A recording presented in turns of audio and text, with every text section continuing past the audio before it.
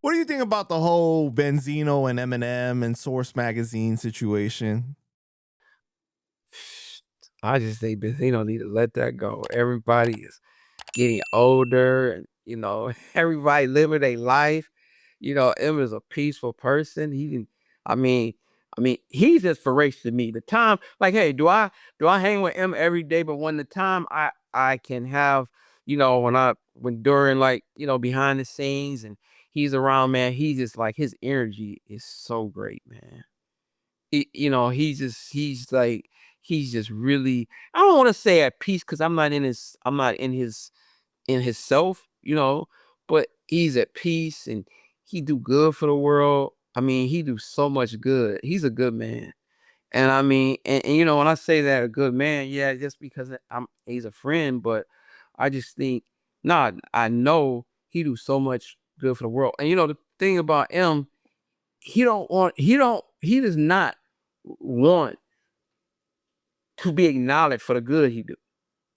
That's like a no-no. If he does not, and that's like one of the great things about him, man.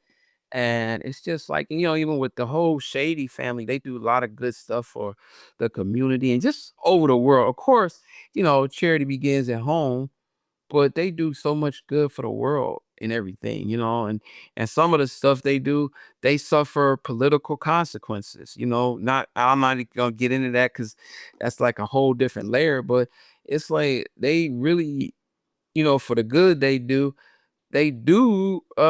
it's certain stuff that they have to deal with. And I guess we get that from your first one of your first questions of when you have success in hip hop, of course thunder is gonna come, rain is gonna come.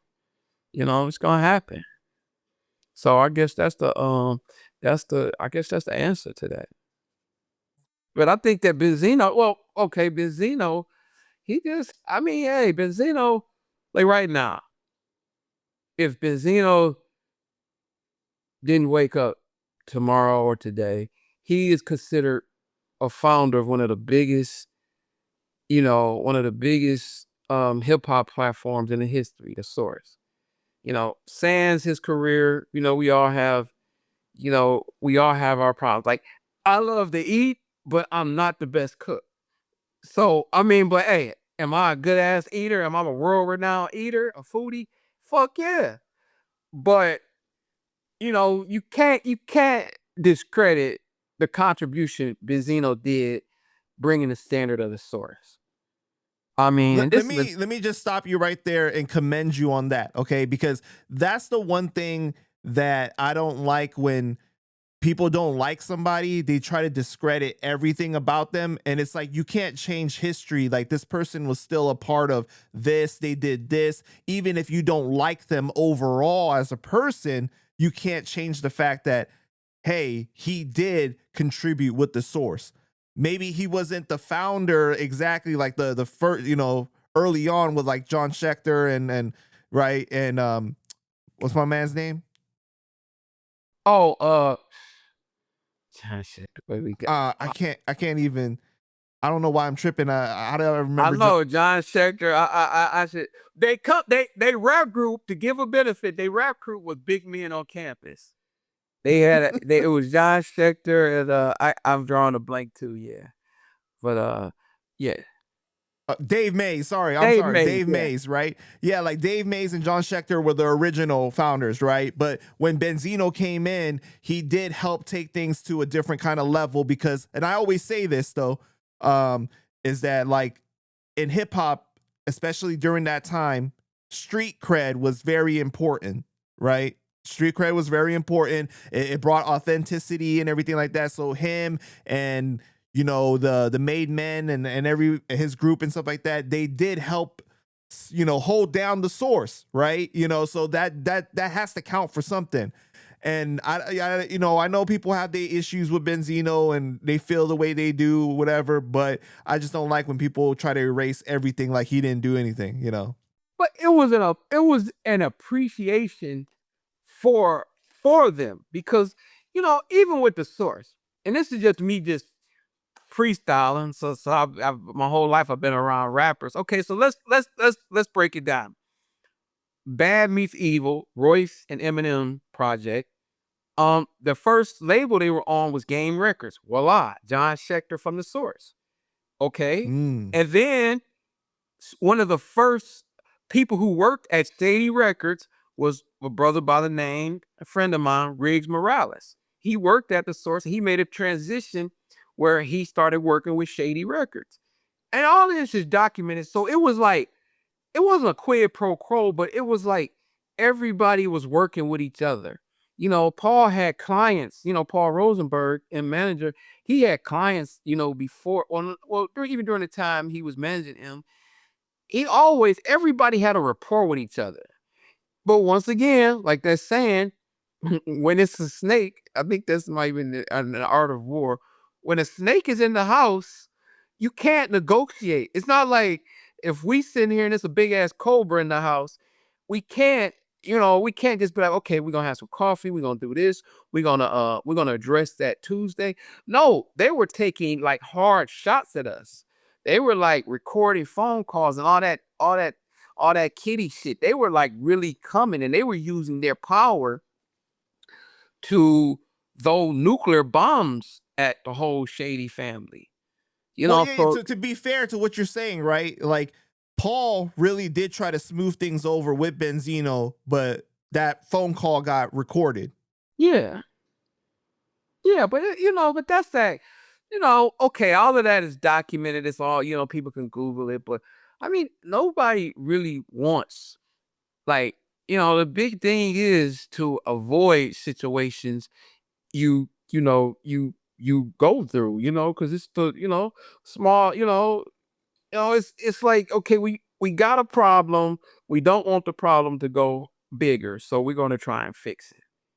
But if people, and I'm not in their heads, I'm not in Benzino heads, but if he seen the angle of, wait a minute, if I'm start beefing with Eminem, instead of me selling 20 records, I can sell 40 records, then he has an agenda. And that's the basis of the term agenda. That's the definition of agenda. So a lot of people, when they were doing marketing, they probably had agendas. Like, okay, look, if we could be cool with him, I'm kind of wax poetic. I'm just like waxing it out. But it's a theory to that. Well, maybe if I'm friends with him, I ain't gonna do nothing. But if I like start beef with him, man, I could sell 100 more records. So it was, so you couldn't negotiate. Them negotiations you couldn't. It would almost be like talking to a wall. Is it true the stuff that Benzino has said about behind the scenes him negotiating with Jimmy Iovine and everything like that? Jimmy Iovine really tried to stop that situation from getting to where it's at. Well, I don't know. That's a Jimmy. I mean, honestly, Panda, that's a Jimmy Iovine kind of question. But I will say that we wanted it stopped. Me being on the managerial side, because at that time, I had skin in the game because I was managing D12.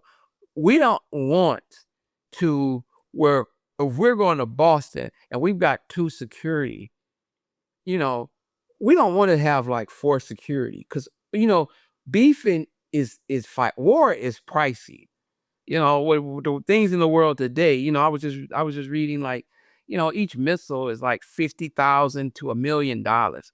That's like our taxpayers' money that we're dealing with, right? So, you try to avoid that. You try to Right. They always avoid. say don't go to war unless you got your money right. Yeah, exactly. It's war chest. That's the whole. Hey, I got a war chest. That's one of my old sayings. It's like when I sit down and consult with a client, I'm like, okay, of course, where are your finances? You want a war chest? Yeah, you want to break a record? Well, that's gonna be a 6 digit.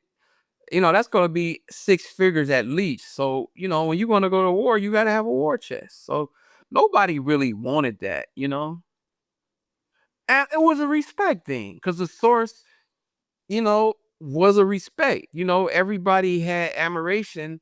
We grew up on the source. We always would go to the bookstores and, or wherever, gas stations, and get the source was the source was the source. It was a source where we can, consume hip hop.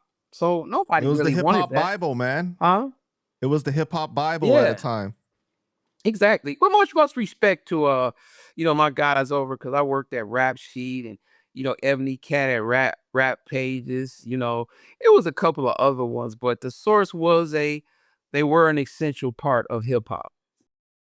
Yeah, it was unfortunate when the mics started getting played with. You know what I'm saying? And it changed Right. like the credibility of that because I mean, Well, everybody starts seeing that. Everybody starts seeing that, right? Everybody starts seeing the when the mics and all of this start changing and all of this, everybody see that. because didn't like when the Marshall Mathers LP come out, like it originally got like 2.5 mics or something like that, like which was crazy. And then there was like so much fan backlash No. that they had to go back and do Yeah, it. it was something that happened. I couldn't remember, but you basically are right about that. It was yeah, man, it was wild how that happened. I couldn't remember, but we had already knew, it was on and popping. It all started, I believe, and this had nothing to do with him. But you remember how Benzino came in with an album and then he changed the mics and then it was a walkout, a massive walkout with the Source. That's when it started. And that was before, yeah, that was I think that was a little bit before M blew up. But Right. it was That's when always Dave like fired everybody pretty much, or they right? walked Like out. And then back he with the bought them Source. out of their shares and shit too. Yeah, and then the Source, one of Proof as a solo artist, one of his greatest compliments, I mean, one of his greatest awards was when he won, the Source, the unsigned Hike rap battle. I forgot what they call. Yeah, he won. I was there. He won the rap battle, and then M got featured before he blew up, or right before he blew up. So it was always a respect, and we would always do interviews. I mean, even in our itinerary, we would always leave open. The Source always had an open door before the Benzino thing came in, but it was basically about ego, and even like when Benzino is dealing with now, it's almost like a pissing match. He just don't want to let it go. I don't, because once again, Benzino is revered, and but I think his ego is playing a part in it. What has it been like for you to watch that go back and forth? Because there was a period of time where M hadn't mentioned him for like the longest time, and then he threw another shot at him like I don't know a couple years ago. M did on that song. I think it was the Lyrical Lemonade song, right? Right, something like that. Yeah, yeah, talking about his neck or something like that. But like, I felt M shouldn't have done that because of just like why bring it back up after all these years? You know what I mean? Like he didn't have to do it. You know? Yeah, and this is not me. I'm once again, I'm not a Shady Records spokesman. This is just this is just Mark Hicks the fan. Um Benzino just kept taking shots. And it's a hip Right. hop. It's you know, one thing, M is hip hop. He's a hip hop fan. And so, you keep taking shots, you keep taking shots, you keep taking shots. Of course he's gonna respond. It may be 5 years, it may be delayed, but of course it's on his mind because he's the fabric of hip hop. What'd you think about the Drink Champs situation? Well, when Benzino was crying on there, Yeah. this is getting high. Oh, you just said it, drink champs. I got love for Nori. I got his plaque. I worked his record, the NRE. I got his gold record here. And I love it. This is one of my favorite plaques. Yo, pull it up so we can see it. Oh shit. It's kind of I haven't got it fixed because if you go on my Instagram page, I'm doing a restoration of my plaques. But yeah, this is the next one. So when people follow my Instagram and my TikTok, the talented Mr. Hicks, they'll see that. Look at it now. It looks all wild. It looks like maybe one of my exes, they kicked the shit out of it. Maybe I came in late one night and they kicked it, but it's getting fixed. Right. But you were saying that drink champ. So like the drinking caused him to have an emotional Yeah, response. exactly.